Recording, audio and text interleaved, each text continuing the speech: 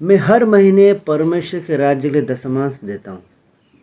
मैंने एक छोटा सा मकान किराए पर दे रखा है और जो मुझे किराया मिलता है उसमें से मैं दशमांश परमेश्वर के राज्य के लिए निकाल के रखता हूँ और ये वही है। क्या आप दशमांश देते हैं? मैं तो दशमांश देता हूँ। मैं आपको पूछ रहा हूँ, मैंने हाल ही में एक वीडियो देखा और मेरे सवाल मैं इसलिए पूछ रहा हूँ कि मैंने जो वीडियो देखा उसमें परमेश्वर के दास जो कह रहे थे कि वे दशमांश के सिद्धांत को नहीं मानते। परमेश्वर का वचन हमें यह कहता है कि जो केसर का वो केसर को दो, जो परमेश्वर का वो परमेश्वर को दो। जो भी कुछ आपके जीवन में परमेश्वर देते हैं वो परमेश्वर की ओर से होता है ताकि आपका घर चले, आपका परिवार चले। लेकिन क्या ये आपकी जिम्मेदारी नहीं बनती कि वहाँ से परमेश्वर के राज्य के लिए निकाल के रखें? वो दशमांश के रूप में हो सकता है, वो थैंक्स गिविंग के रूप में हो सकता है, लेकिन आपको परमेश्वर के राज्य निकाल करना बहुत ज़रूरी है। अब दशमांश के बारे में आपको बताना चाहता हूँ कि क्या दशमांश देना क्यों ज़रूरी है। अगर आप देखोगे परमेश्वर के वचन, अगर आपके पास बाइबल है तो मेरे साथ देखिएगा। गलतियों अध्याय 6 का वचन 7 से लेकर के 8 तक वचन कहता है कि धोखा ना खाओ, परमेश्वर ठट्टों में नहीं उड़ाया जाता, क्योंकि मनुष्य जो कुछ बोता है वही काटेगा। क्योंकि जो अपने शरीर के लिए बोता है वो शरीर के द्वारा विनाश की कटनी काटेगा, और जो आत्मा के लिए बोता है वो आत्मा के द्वारा अनंत जीवन की कटनी काटेगा। तो वचन कहता है कि धोखा ना खाओ, परमेश्वर ठट्टों में नहीं उड़ाया जाता।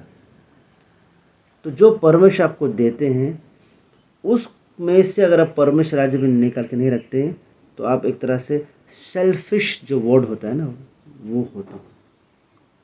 सब कुछ आप परमेश्वर के राज्य में निकाल के रखने के लिए मैं ये नहीं कह रहा हूँ।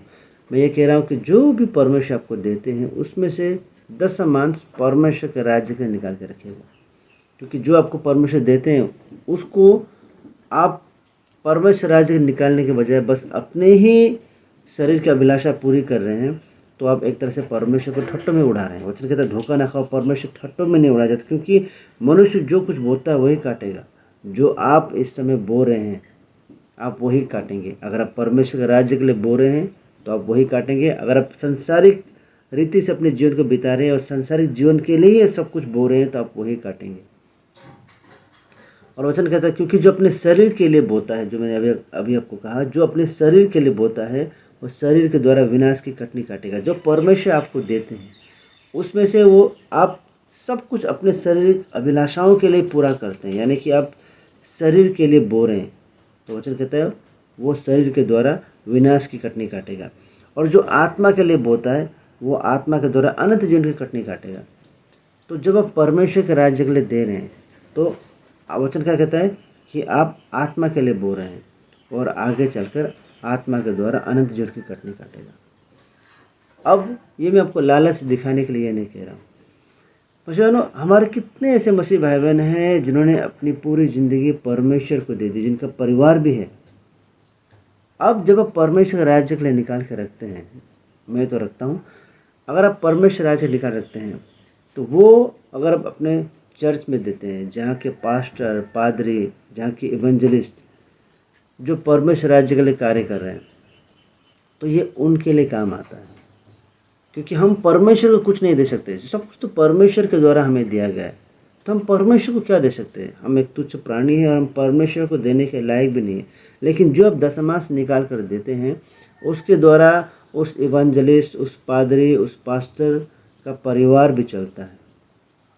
याद रखिए, बहुत ज़रूरी, क्योंकि बहुत से लोग इस बात को गलत कहते हैं। लेकिन मैं ये कहना चाहता हूँ सभी को कि जो आप दशमांश आप परमेश्वर राज्य देते हैं, वो पास्टर, वो पादरी, वो इवेंजलिस्ट जो अपने जीवन को परमेश्वर को दे दिए, उनका घर, उनका परिवार है।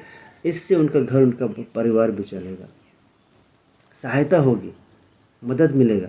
और अब ये सोचोगे कि जैसे एक परमेश्वर वचन को लेकर कहते हैं कि सबसे पहले परमेश्वर राज्य की खोजी करो तो ये सब वस्तुएं आपको मिल जाएंगी।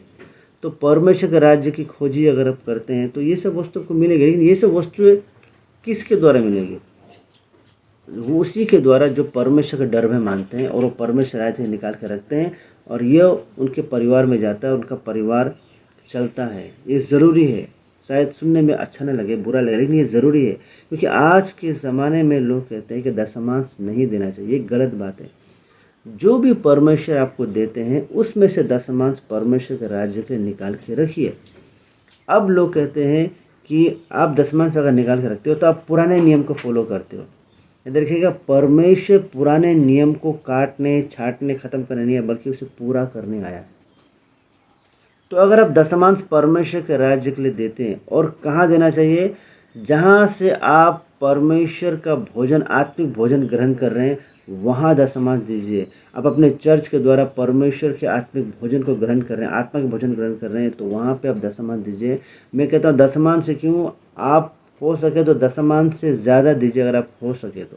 मैं ये हो सके इसलिए कह रहा हूँ क्योंकि कभी ऐसा समय होता है कि आपके पास कुछ एक्स्ट्रा भी होता है, तो वहाँ से अगर आप दशमांश तो देते ही हैं, लेकिन साथ साथ एक थैंक्स गिविंग के रूप में अगर आप और भी देते हैं, तो इससे अच्छी बात और क्या हो सकता है। तो मैं ये कहता हूँ कि अगर आप दशमांश देना चाहते हो, अच्छी बात है, दीजिए। लेकिन अगर आप हो सके तो दशमांश से क्यों, और भी ज़्यादा आप देना चाहते हैं तो दीजिए, ये आपके लिए अच्छा है। तो मैं से मानो ये वचन द्वारा मैं आपको कहना चाहता हूँ कि परमेश्वर के राज्य में देना बहुत ज़रूरी, क्योंकि अगर आप परमेश्वर राज्य में दे रहे हो तो आत्मा को आप आत्मा के लिए बो रहे हो। लेकिन अगर आप दशमांश देने के बजाय अगर ये कहोगे कि दशमांश का सिद्धांत तो नए नियम में है ही नहीं, आप मुझे कहीं भी बता दीजिए, ये कर दीजिए, वो कर दीजिए, तो आप शरीर के लिए बोल। वचन कहता है कि धोखा ना खाओ, परमेश्वर ठट्टों में नहीं उड़ाया जाता।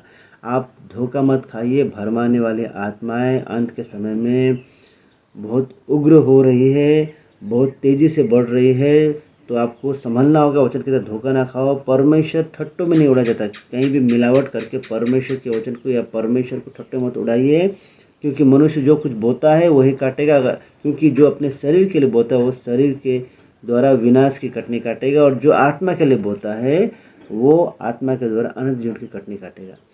मैं तो दशमांश देता हूँ, क्या आप दशमांश देते हैं? ये बहुत ज़रूरी है, क्योंकि याद रखिएगा जिस चर्च पर आप जा रहे हैं वहाँ पे बहुत सारी ऐसी ज़रूरतें हैं जिसमें आपके दशमांश के द्वारा सहायता मिलती है। ऐसे बहुत सारे परिवार हैं जिसमें आपके दशमांश के द्वारा सहायता मिलती है। याद रखिएगा, तो एक विश्वासी होने नाते हमें एक दूसरे की सहायता करना बहुत ज़रूरी है। वचन कहता है एक दूसरे की सहायता करो। गलतियाँ अध्याय 6 को पढ़ लीजिए, बहुत ज़रूरी है। एक दूसरे की सहायता कीजिए, दशमांश दीजिए, और हो सके तो दशमांश से क्यों, उससे ज़्यादा अगर देना चाहते हैं तो ज़रूर दीजिए, ये बहुत ज़रूरी है। मैं तो देता हूँ। परमेश्वर आप सभी को ब्लेस करें। जय मसीह।